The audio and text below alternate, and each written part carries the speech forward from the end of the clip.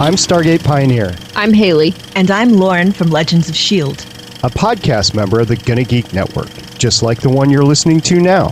The opinions expressed are those of each individual. Check out all the other podcasts at GonnaGeekNetwork.com and get ready because geekiness begins in 3, 2, 1. You're listening to Crimson Comet, a fan podcast about the TV show dedicated to the Scarlet Speedster himself, CW's The Flash. Welcome to episode 13 of Crimson Comet.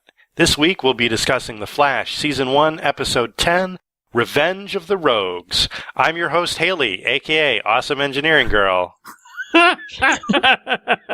No, you're not Haley. Oh! But you might be Haley because, we've got Haley with us, but...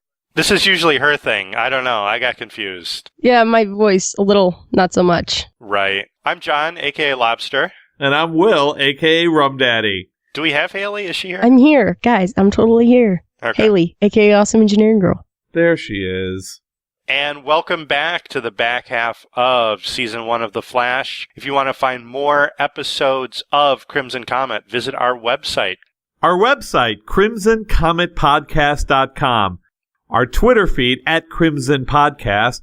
You can visit us on Facebook, Crimson Comet Podcast. Our voicemail, 423-FLASH-53. That's 423-352-7453. Or you can get a hold of us on the forums, forums.gonnageek.com. Or Gonna Geek on the Tapatalk app. Tappa, tappa, tappa, tappa, tap. Gee, Will, if you wanted to do the intro, you should have just said so in the first place. I just jumped on it. We're both just jumping on it. You could do it. So, welcome back, guys. We've had a long break. We watched some cartoon movies. Yes, we did. Yes, we did. Some people got the plague. That was me. I got the plague. Some people went to Hawaii. That would be me. Some people stayed home. Oh. I think that this was not a very fair distribution of the holiday stuff. Haley, I listened to you on Legends of S.H.I.E.L.D., and your list of Christmas gifts, whoa. You made out, girl. You made out in a big way. Right, but you got to go to Hawaii, and I got the plague. See, that didn't seem very fair. That's true. I went to Delaware and got to help paint a house. See, that sounds fun. Yeah, it was not bad. The outside or the inside? The inside. Oh, see, then you were protected from the weather. Yeah. Good. Which was fine because it's like Delaware, but... Ooh, the best part about Hawaii, so I went with my friend Lisa and her sister Emily, and we're walking down, our first night there, we're walking down, like, by where the hotels and stuff, and there's a giant tiki. Shark.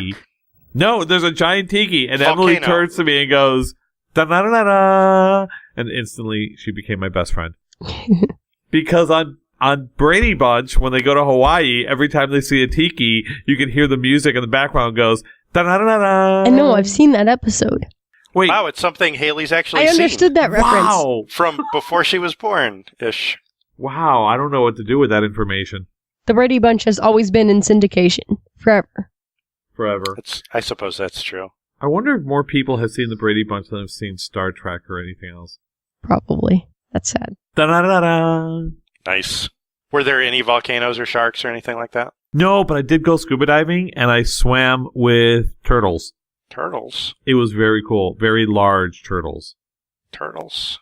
Were they turtles of the sea? Yes. Sea turtles. They were sea turtles. Nice. Did you see them? I saw them, and they saw me. Uh-huh. But I will be honest, I'm PADI certified, and I used to go scuba diving a lot, and I haven't gone scuba diving in, at least 9 years. So we get on the boat and we go out and I'm like, oh, cool, I can dive in the water. It's going to be so cool. And I put my gear on, and I put my mask on, I put my regulator in my mouth, and I jump in the ocean. And suddenly I had a massive panic attack. Uh-oh. And I started to descend, and I wasn't down that far before I just had to turn around and go back up on the first dive. I just had a massive panic attack. Like, all of a sudden, I had this urge where I wanted to breathe out of my nose. And you can't do that underwater. You have to do it all to do the mouth regulator. And I was freaking out. So I had to get back on the boat.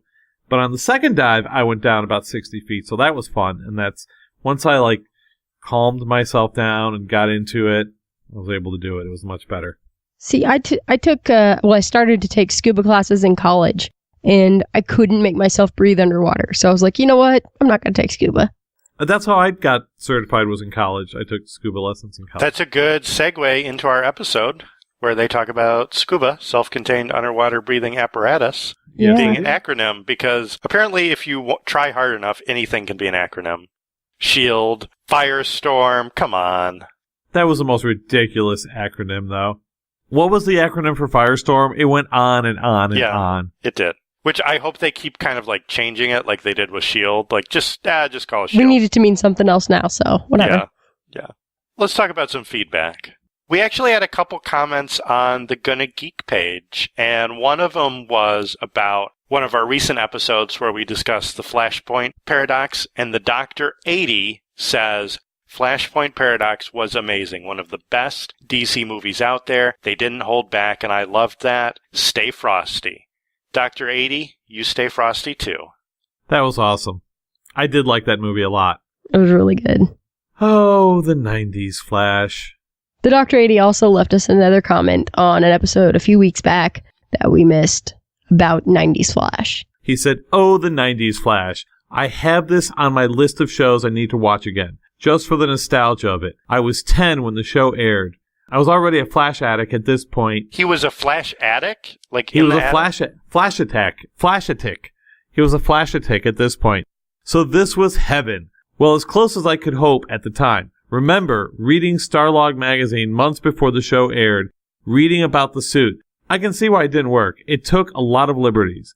I don't think they were as fully interested in pleasing the fans of the comics. They made their own canon. It was good, but, well, odd. The one thing I did like was the clone Barry had a blue suit. It's a shame that it was moved around in its schedule so much. I did have them all recorded on VHS, and man, did I wear those tapes out once they stopped airing it. Stay frosty.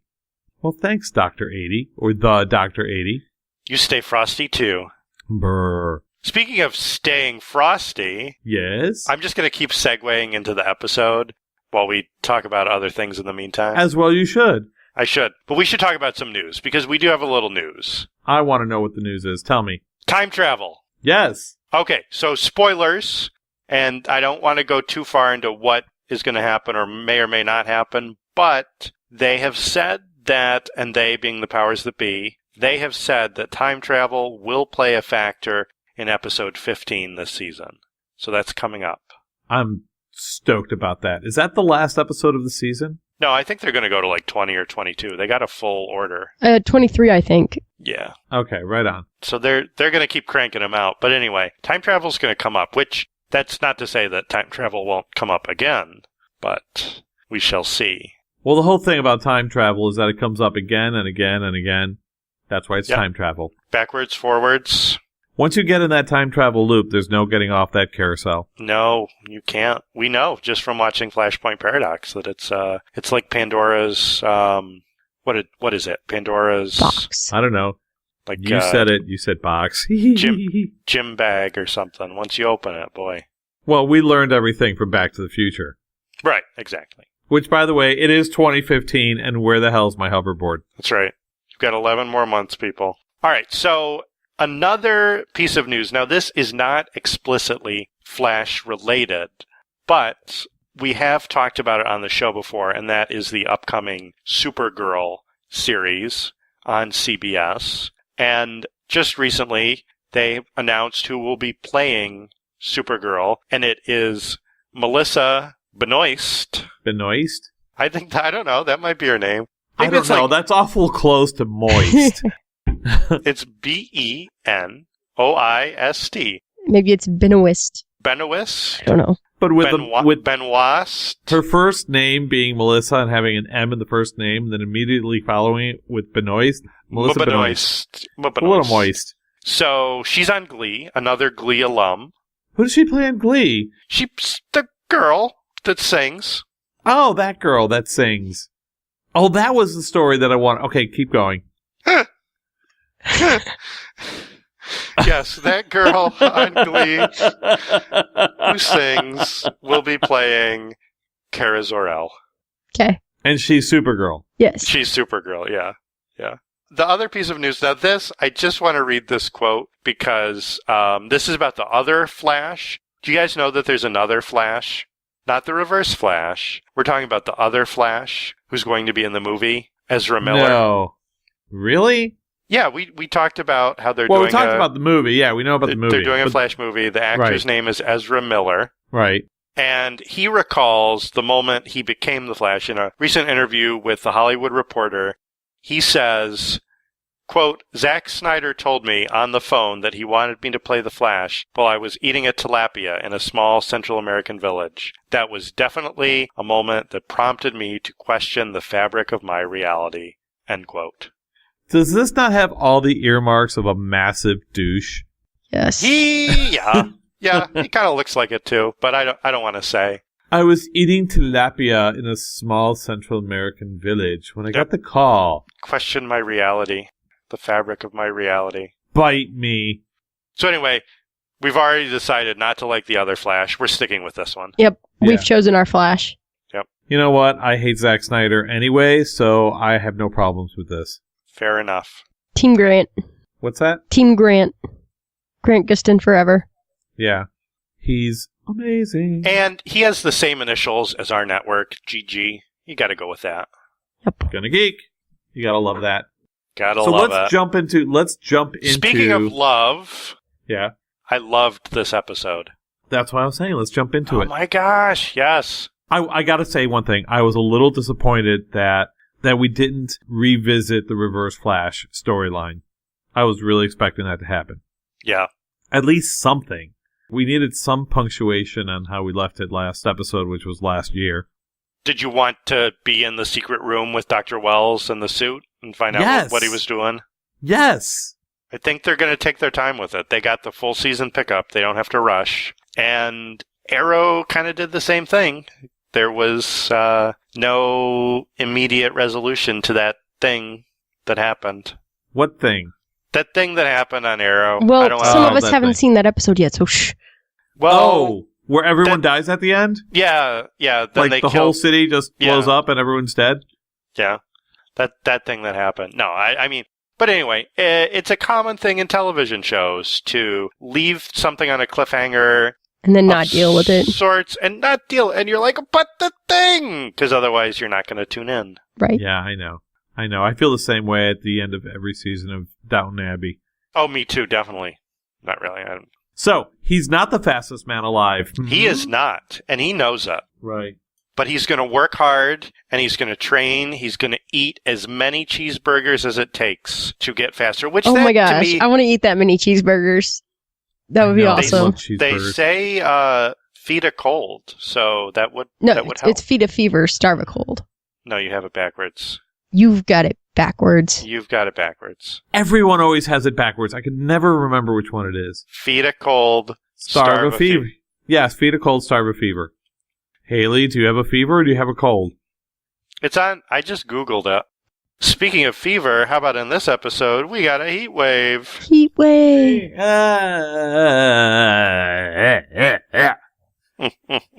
Okay, so he eats a mountain of cheeseburgers after he runs around with the drones that are trying to fire him. Okay. He does, which raises an important question. Yes. Because Star Labs is supposed to be financially insolvent. Where do they get the dough for the drones and the burgers? Where do they get all those nifty toys? Right. Plus, who's playing the rent for Wells and Caitlin and Cisco? Exactly. Yeah, you're right, because Barry has a job. Right, but they don't. They work for Star Labs, which is broke. Well, Barry's not going to pay rent anymore, so at least he's got some savings now. So Cisco and Caitlin and Wells are all going to move into his crappy old apartment? Yep. I'd love to see that. That's a sitcom. Yep.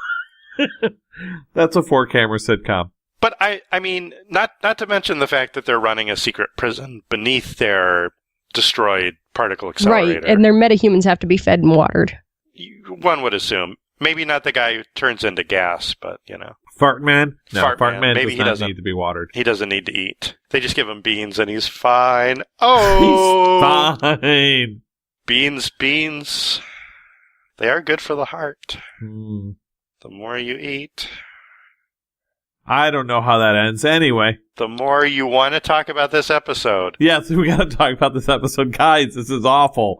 Because it's such a great episode, but we are having... It's a great episode. We're trying to get back into our stride. Speaking of getting back into stride, Flash is pushing himself and learning to become faster, and he's doing it by dodging machine gun fire and missiles from drones. And apparently lasers. Lasers. And lasers. The next one has lasers. But did he just use up another Flash suit? Because Yes, that he thing did. was beaten to hell at the end of it. Yes, he did. So he has, what, one left? Where are they getting the money for the Flash suits? I don't know. They have bake sales every week? Car washes? That could be it. Maybe we'll find out. Car washes, because, he could wash cars really fast. He could. That's what it is. And then they use Fartman to go stink up all the cars again, so people got to keep coming back. Oh, hey. Hey-yo. All right, so anyway, opening scene I have a big problem with, because I felt it was just lazy writing on the writer's part, where he's getting shot at by the drones, and we cut to Wells taking his foot and putting his foot down like he's about to get up. Yeah, like he's worried he's about to jump out of the chair. Yeah, it's like, okay, first of all, the other two don't see this. Okay, I understand. They're paying attention to Barry. Big deal. But he's not worried about them seeing it. And the other problem I have is he's always been able to walk. They've encountered supervillains before where he gets picked up on his chair and thrown across the room and still manages to pretend like he can't walk. So now he's a little bit worried about Barry, and now he's going to stand up. That's just poor writing. I think it was supposed to just be like a subtle reminder to the audience that he is lying to them. And he needs Barry to stay alive. Yes. Because whatever his plan is won't work if Barry's dead. But we know he's from the future. Yes. So he should already know that this is just... I mean, Barry's not really fighting someone. He's not as worried when Barry's really fighting a villain as he is when Barry's just practicing. Well, I think really what the point here is, the takeaway from this is that Cisco is Barry's most dangerous enemy. True. I can see that. All right, so the other thing that I noticed, I'm excited that Wentworth Miller and Dominic Purcell have been reunited. Toyota Tercel has been reunited with Wentworth Miller. I find that interesting and a lot of fun because, as we all know, they were in Prison Break together. They played brothers in Prison Break. But I find it interesting that although Wentworth Miller dominated the scenes he was in, he was obviously in charge and had more lines than Dominic Purcell. Dominic Purcell had top billing. It's just a little thing. Did anyone else get a little annoyed with their overacting, the both of them? Well, they overact no matter what they're in, which is why they're better off as villains than they are as heroes. I guess so. Did you know that did you guys watch the Blade trilogy? Yes, but not in a long time. Dominic Purcell was Dracula in the third Blade movie. Really? Okay. Yeah. Do you know who was in the big first bad. one? Donald Logue, a.k.a. Harvey Bullock on Gotham. Oh, wait, you're right. I do remember that all the Blade movies always had people with amazing abs. It is a prerequisite for being in a vampire movie. Yeah. Yeah, apparently. Unless you're in those other vampire movies. But anyway, we digress. So, Iris is moving out. Yes. And the she's whore! She's a whore! Oh boy. I'm sorry, that was my grandmother. Okay. This took a turn. Grandma Will. Grandma Rum Daddy. Jeez. Oh, Lord. No, yeah, so she's ignoring poor Barry and moving in with Officer Pretty Boy. And Officer Pretty Boy, for some reason, decides to bury his foot in his mouth. Every time.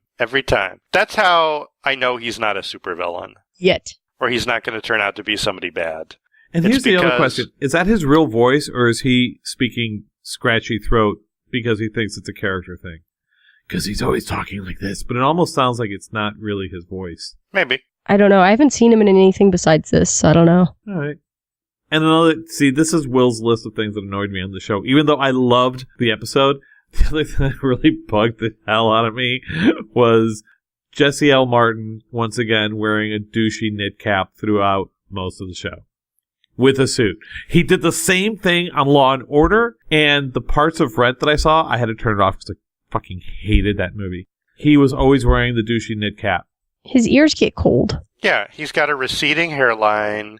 He gets chilly up top. But he wears it with a suit when he's inside.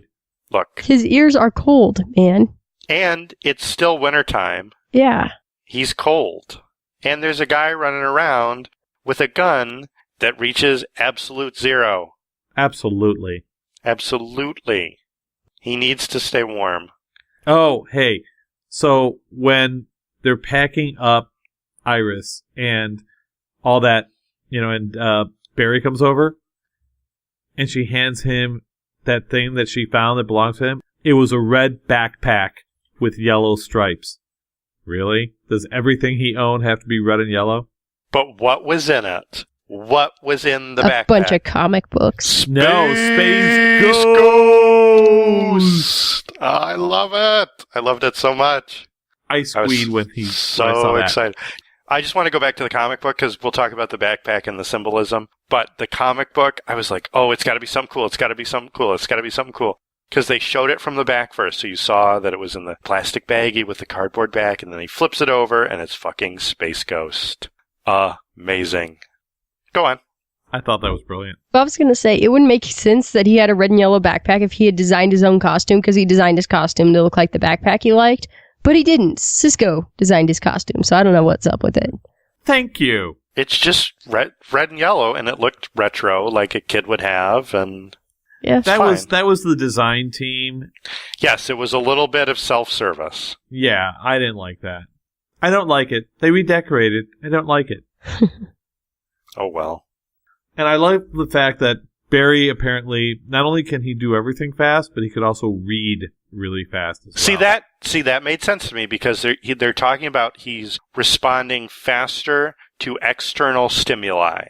So not only is he learning to move faster, he's learning to think faster and react faster and do things faster. And his brain is literally training itself to work faster. So when he's moving at those high speeds, otherwise so if he's running at the speed of sound, if he couldn't process at that speed, he would just run into shit. Like he'd run into cars and trees and people. So he can speed read because he's able to speed up the way he can process information visually, and that's why it makes perfect sense. All right, I'll buy that. Now, am I the only one that thinks that people in the show who know that he's the Flash are starting to take advantage of his speed? Like, Joe looks around at all Iris's stuff, and he's like, yeah, it's going to take a long time to clean this up, and just kind of looks at him and walks away. And then, of course, Barry's got to clean it all up because he's the Flash and he can do it faster than anybody else. And then the same thing over at the lab when she's like, oh, it's 800 pages. Yeah. Yep. Well, yeah. Yeah, people are starting to take advantage of him, and I don't like it. I think that he wants to train himself to be faster, then he's got to do it all the damn time. He should constantly be training, whether it's cleaning or reading or what. Yeah, but people shouldn't guilt him into doing it. They're not really guilting him into it. He wants to do it. That's true. It gets old after a while. I think he's got a little OCD anyway, so he doesn't mind. He likes things to be straight. Yeah, that's true. But I mean, if it was you, wouldn't you turn to somebody and go, you know what? You read it. You clean up the mess. I would just steal their pants. The speed reading thing, I did like how he read it, but he didn't completely understand it. Because it's obviously not his scientific discipline. So Right. He's like, yeah, it's got a lot to do with this and some of this. And then she's like, oh, I understand. Because she's the scientist that does that kind of stuff. Gotcha. He's smart, but he's not a super genius. Oh. He's no Cisco. Cisco's a pretty badass. I love Cisco. So did you see his t-shirts this week? Do you know what they were? One was a screen, and it had old school Mario on it. That's cool. And I couldn't tell what the other one was, because that's when he had the backpack gun strapped to him. Oh, right. But I gotta give, I really enjoyed Cisco getting to play the hero a little bit in this one. Yeah. Because he came up with the way to protect the cops, and everybody applauded him at the end. It was nice. Good for him. Good for Cisco. Good for Cisco. Okay, so Caitlin goes she goes and she meets up with Jason Rush. And because I watch this show and I watch Arrow, I've gotten into the habit of any time there's a new character that actually has a full name attached to them, I wiki it.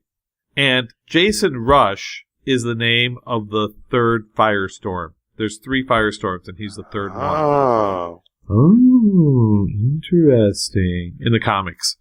Because in the comics, he starts off like he's really young, and he gets involved in all that stuff when he's like 18. But this guy's obviously like 25 years old and a scientist at Mercury Labs. Mercury Labs, which they mention again. Yeah, which is going to play into something. Wait, isn't Mercury Labs, what was the chick? Oh, man. Yeah, we talked, she was in the last episode, yeah. Yeah, you're right. Yeah, she was from Mercury Labs, yeah. They're the up-and-coming rivals to Star Labs. Right. And that's where they stole the stuff from. Hey, you know what, Lobster? Yeah. I think we lost Haley. I think she fell asleep. I'm not asleep, guys. I just can't talk. Poor Haley. And we have to carry the show. Yep. It's going to be a very short show without Haley. There'll be a lot of sadness. So, Ghostbusters. Who are you going to call? Ghostbusters. Well, that's because they have to cross the streams. I love that their answer is... So, first off, can we talk about the bullshit science? Go for it. Yes, please. Okay. So, the cold gun achieves absolute cold. Yes. Or absolute zero, which is the temperature at which atomic movement stops, like electrons and stuff stop spinning. Right, Haley? Correct. Just nod if I'm correct. And isn't it Kelvin?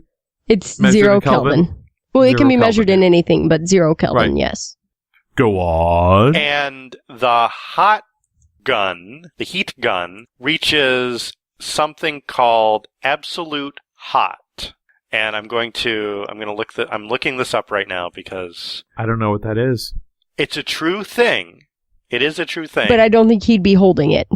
And it's a concept that is the highest attainable temperature of matter, which would be like some sort of plasma that we like could, the sun. Yeah, it would be hotter than the surface of the sun. No, much higher than our sun. Probably hotter than our sun. So 1.4 times 10 to the 32nd Kelvin. That's hot. That's warm. That's toasty. So the idea that either one of them could hold anything like that anywhere near their hands is insane. Right.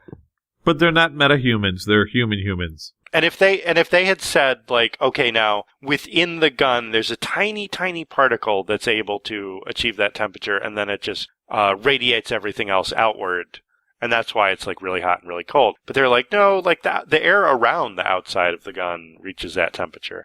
I was like, no, not going to happen. No way. That's bullshit science. And then, okay, so they're crossing the streams. Mm-hmm. They're like, it's going to cancel each other out. I'm not like, really. Okay, sure. And then they shoot the Flash, right? His whole plan, he figures out, is to get them to cross the streams, is to let them hit him for a prolonged period. Both blasts, right. Hot and cold, right? And right. I know that if you stand in the shower and you turn on the hot knob and the cold knob all the way, it's just kind of like lukewarm, unless you have a crazy high hot water Right, but heater no, he's something. like half frozen and half on fire. Yes. Right. He would be dead. Yes. Healing power or no. And remember, Cisco invented the cold gun to stop the Flash. That was the whole idea. So his left side or his right side, whichever one was hit, would be stop. Yeah, completely frozen. The other side would be toast. Uh-huh. Well, it would disintegrate. Now, maybe because they're both that close to him, that they are kind of canceling each other out. Maybe. Sure. And maybe it's something to do with his speed powers or his super healing. But still, I was like, really? It's a dumb plan. Like, if your whole idea is to just get them in a crossfire, then just get them in a crossfire so they accidentally blast each other. You don't have to have it be... Wait, no, I have the answer to this completely. He's the Flash. Run up, steal the damn guns. Thank you. Run up behind them and, like, move Pants the them. guns and pants them, or just shift their shoulders so that the guns point directly at each other. Right, they're basically holding still as far as he's concerned, so just shift the guns so they're facing each other. Exactly. And he's like, running around's not working. I don't know. It was a terrible plan. This was my least favorite villain showdown. Yeah. Almost as bad as Fartman. Because I had a lot of problems with Fartman and how that all worked. Well, we all have problems with Fartman. Listen, sometimes you have to deal with it. Sometimes you do. And you know what? I know we started out saying how much we love this episode. And I love this episode. It was fun. It was fun.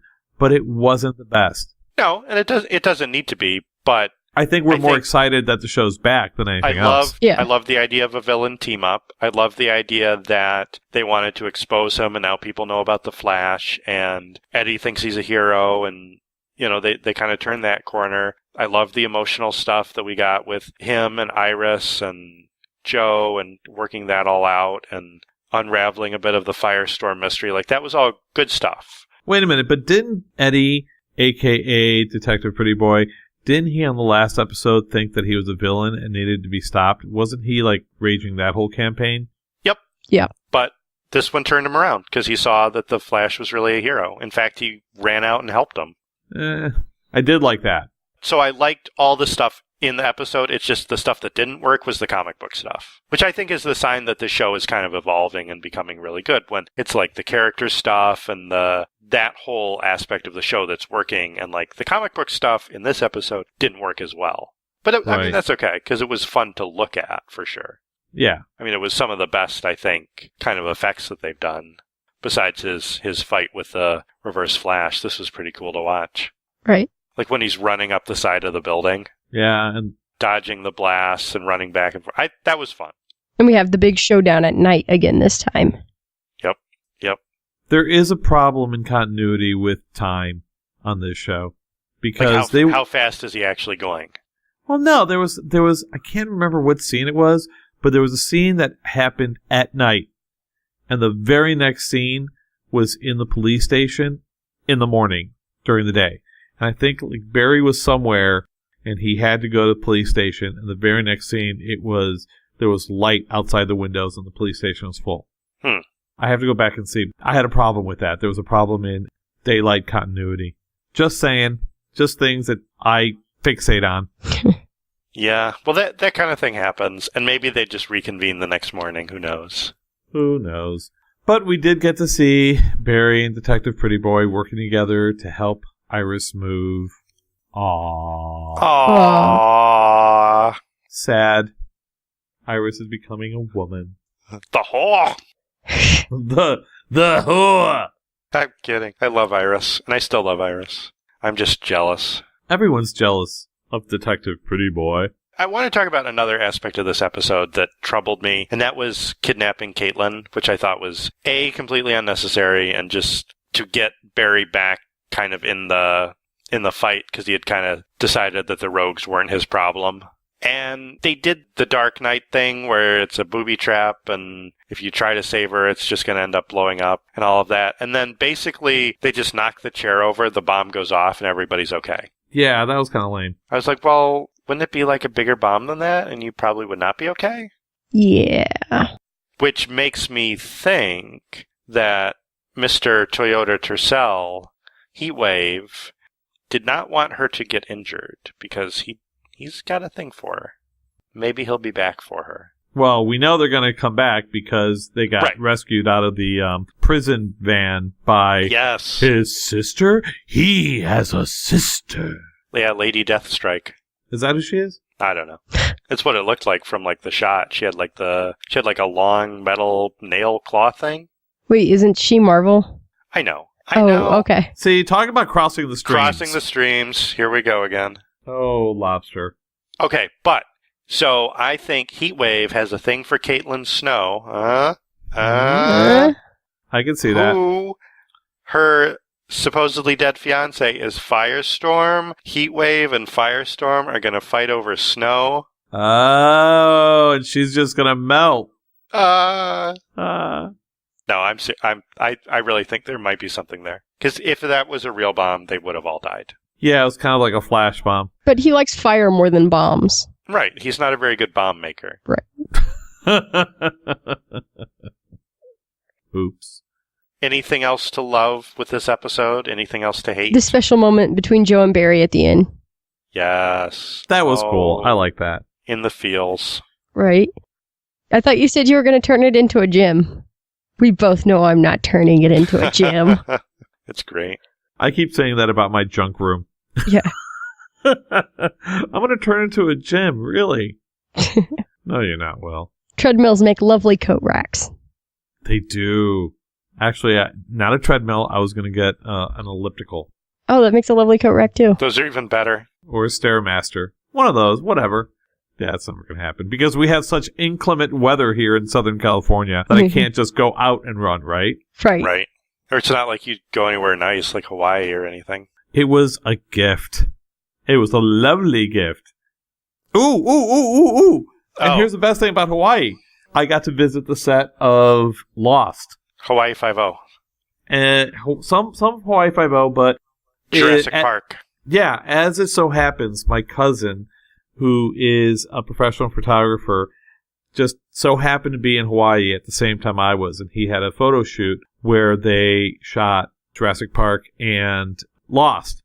And he called me up and he's like, "Hey, you want to go for a tour of the area?" I'm like, "Yeah." So we went, and they have tours of that whole area, and you get to ride ATVs, and you ride ATVs through the whole, they've got the giant footprints of the dinosaurs, and they've got the hill where Hurley drove the VW bus down the hill and crashed it into a tree. It was really cool. Oh, and the submarine's there, and a bunch of other stuff that's there. I got pictures, and I sent it to you guys. You'll see. A lot of Dharma Initiative crap all over. That's awesome. It was fun. Because I was a huge Lost fan, and then they lost me. I enjoyed Lost quite a bit. I also enjoyed Jurassic Park, so that's pretty cool. Were they still there filming, or are they all done with that? What? The new Jurassic Park? Oh, I don't think they were filming it there. Oh, lame. It was the old one. It was like, it was interesting because you got to stand exactly where when all the velociraptors, or not the velociraptors, but the little dinosaurs came charging and jumping over the dead tree, and they hid under the tree. The Gallimimus. Yeah, whatever. Those. So you got to see that, a bunch of other things. So it was cool. That would be pretty cool to see. Lucky you.